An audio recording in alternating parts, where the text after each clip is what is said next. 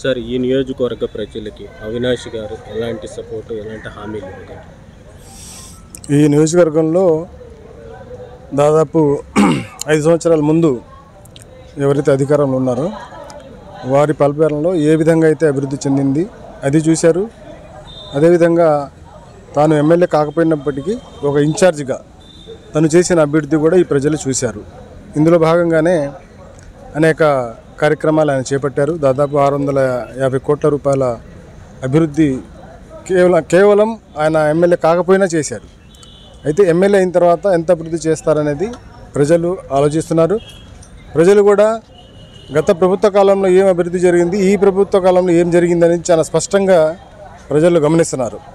అయితే ఒక్క returning wall తీసుకుంటే దాదాపు 650 కోట్ల రూపాయలు పెట్టి ఒక అభివృద్ధి కార్యక్రమం జరిగింది.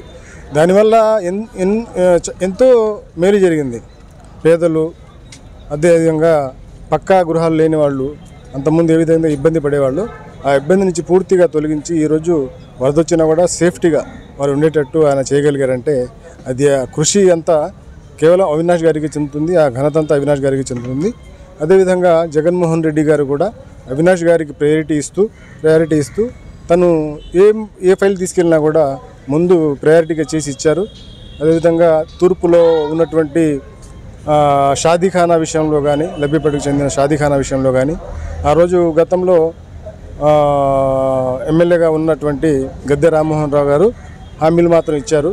ఒక్క పని కూడా చేయడం చేత కాలేదు ఆయనకి.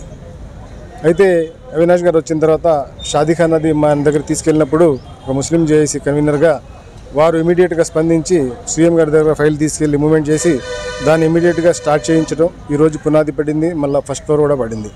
అదేవిధంగా ఆటోనగర్లో రహదారికి అడ్డంగా ఒక మసీదు వచ్చింది. ఆ మసీదు తొలగించడానికి చాలా ఇబ్బందికరమైనటువంటి విషయం. అది సున్నితమైనటువంటి విషయం కూడా. అలాంటి సున్నితమైనటువంటి విషయాన్ని కూడా తాను చాకచక్యంగా మంచి ఆలోచనతో అక్కడ ఒక స్థలాన్ని కేటాయించి ఆ మసీదు యొక్క నిర్మాణం కూడా ఈరోజు దాదాపు 2 స్లాబుల వరకు జరిగింది. అయితే ఇక్కడ ఏంటంటే మనం ఆలోచించాల్సిన విషయం ఏంటంటే కులమతాలకు అతీతంగా ఆయన ప్రతిరోజు కూడా ప్రజల్లో మమేకమై చాలా బాటమ్ లెవెల్లో ప్రాబ్లమ్స్ ఏమున్నాయి, మన ఈరోజు ఏ షెడ్యూల్ మనం ప్లాన్ చేసుకోవాలి, అదేవిధంగా రేపు ఏం చేయాలి అనేది అనునిత్యం ప్రజల్లో ఉన్నటువంటి ఈ రాష్ట్రంలో ఎవరైనా ఉన్నారంటే నేను వైసీపీ గవర్నమెంట్ మైనారిటీలకి పెద్దపీట వేస్తుంది. దీని మీద మీ అభిప్రాయం? ఈరోజు మైనారిటీలు చాలా భద్రతతో సురక్షితంగా ఉన్నారంటే జగన్మోహన్ రెడ్డి గారి ప్రభుత్వంలో ఉన్నారు. అయితే బీజేపీ పాలన చూస్తున్నారు, అదేవిధంగా టీడీపీ పాలన కూడా చూశారు. అదేవిధంగా ఈరోజు జనసేన, ఈ 3 జెండాలతో ఈరోజు ఆంధ్ర రాష్ట్రంలో బీజేపీ అడుగుపెట్టింది.